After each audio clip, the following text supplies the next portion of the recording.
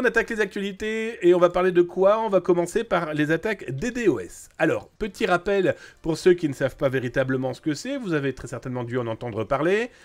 C'est lancer une cyberattaque qui a pour mission de bloquer un serveur, une machine, en tout cas, de l'empêcher de fonctionner correctement. Je vous mets l'article sur le chat, sur Twitch, là, qui vient d'apparaître directement eh bien, dans le chat, et si tu es sur zatas.com, l'article vient d'apparaître devant tes petits yeux ébahis, là, maintenant, tout de suite, et si tu es sur YouTube, eh bien, hop, c'est en dessous, là, dans le descriptif. En plus, tu vas cliquer sur le petit pouce et la petite cloche, ça te permet de t'abonner gratuitement à la cyberchaîne de Zataz sur YouTube, avec 2 à 3 vidéos dédiées cybersécurité par jour, profites-en, c'est fait pour toi.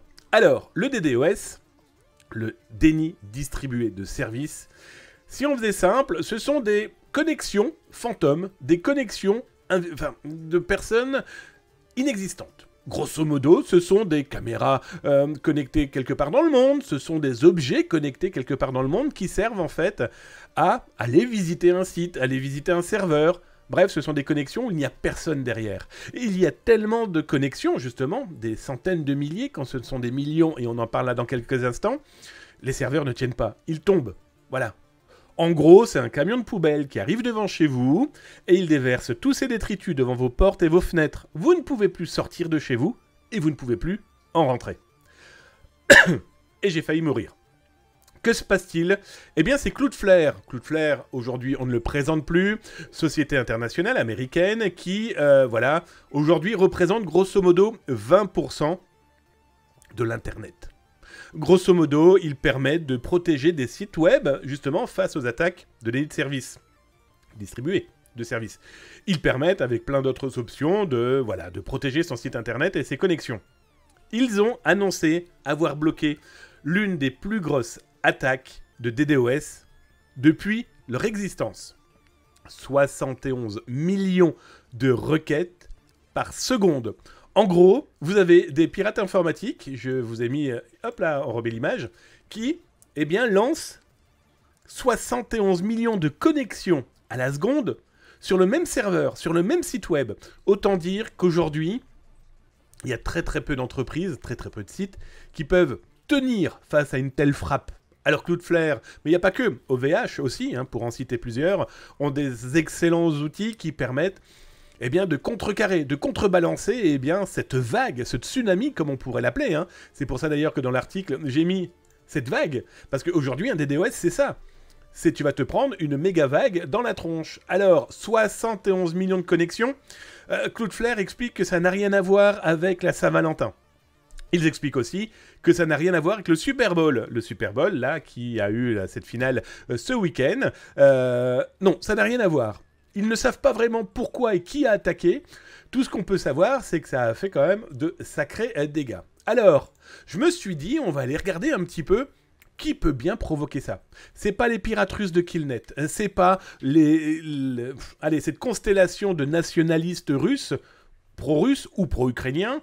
Non. C'est, en tout cas, eux, ils peuvent pas balancer autant de frappes sans que ça leur coûte. Parce que mettre ça en place, il faut avoir les connaissances techniques et qu'on le veuille ou non, un petit peu de sous dans la poche pour tester. Alors, pourquoi ça a été fait? Est-ce que c'est un avertissement? Est-ce que c'est une attaque d'un gouvernement qui a voulu voir la capacité de réponse face à ce genre de cyberattaque? Et ça peut être aussi Polo Lydio. Polo Lydio, bah écoutez, c'est simple. Hein. Polo Lydio, il fait quoi? Eh bien, il va sur des sites internet, comme je vous le montre là, et il va s'acheter pour 10 €, 35 €, voire même gratuitement, des possibilités de cyberattaque. Là, ce que je vous montre, c'est un site, alors vous l'aurez compris, vous n'aurez pas les liens, vous n'aurez pas les lieux, vous pouvez rien que par curiosité aller visiter ce genre de choses, mais vous vous rendez compte que pour 0 €, vous pouvez profiter d'un plan gratuit qui va vous permettre eh bien, d'utiliser 5% de l'énergie de cette entreprise pour lancer 250 000 requêtes par seconde. 250 000 voilà, connexions pour taper à la porte. Ça peut faire tomber déjà un site, ça peut déjà perturber un site. Imaginez, c'est la période des soldes et vous souhaitez eh bien, vendre votre matos, ce qui est tout à fait normal. Et ça, voilà, la connexion est perturbée. Eh bien, soyons pas dupes, hein, l'internaute ira voir ailleurs. Alors, je vous en ai trouvé plusieurs avec des prix différents. On a vu des versions gratuites, mais on a des versions qui peuvent monter eh bien, jusqu'à plusieurs centaines de dollars.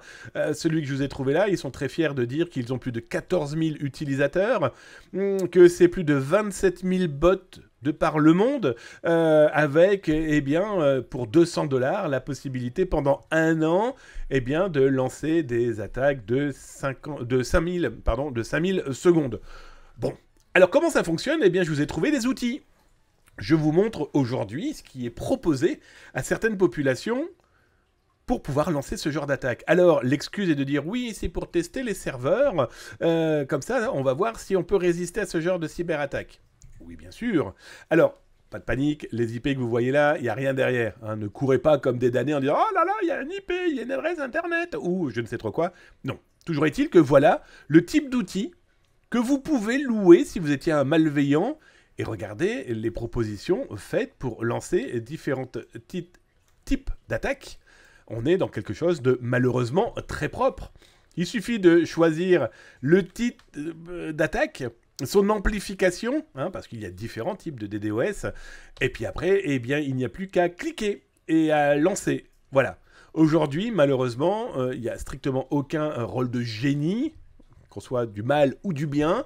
Non, aujourd'hui, il y a des sociétés qui fournissent ce genre d'outils pour claquer la bise à votre serveur, à votre site internet, et avec les dégâts qu'on en connaît, des dégâts déjà techniques, eh bien, vous ne pouvez plus converser, vous ne pouvez plus recevoir de mails, par exemple, vous ne pouvez plus eh bien, recevoir vos clients, psychologique aussi, hein, quand vous êtes face à quelque chose qui ne fonctionne plus et que vous ne pouvez plus faire grand-chose. C'est plutôt problématique, sans compter les coûts parallèles qu'il peut y avoir entre l'image de marque, entre le fonctionnement.